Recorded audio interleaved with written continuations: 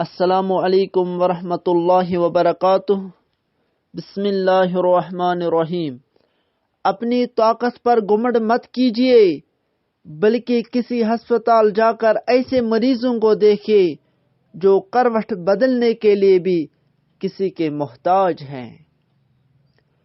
پیچھے کون کیا بولتا ہے فرق نہیں پڑتا، سامنے کوئی منہ نہیں کھولتا، یہی کافی ہیں۔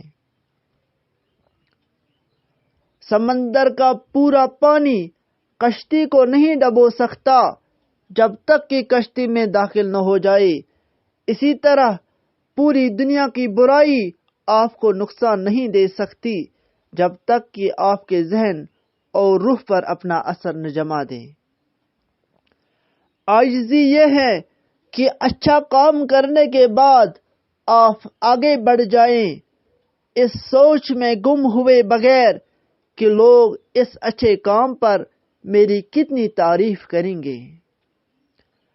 رشتوں کو جوڑے رکھنے کے لیے کبھی کبھی اندھا، گونگا اور بہرا بننا پڑتا ہے۔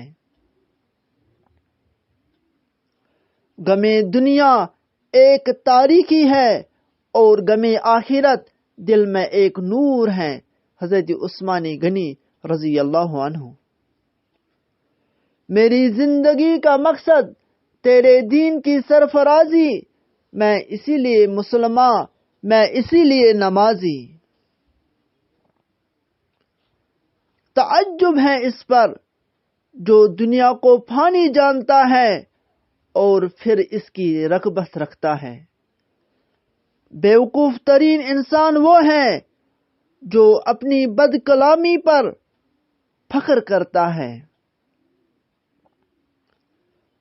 عرش والے سے رابطہ مضبوط ہو تو فرش والے آپ کا کچھ نہیں بگاڑ سکتے۔ یہ عارضی زندگی در حقیقت آپ کے اخلاق کا امتحان ہے، اور اس امتحان کا سب سے بڑا میدان آپ کا اپنا گھر ہے۔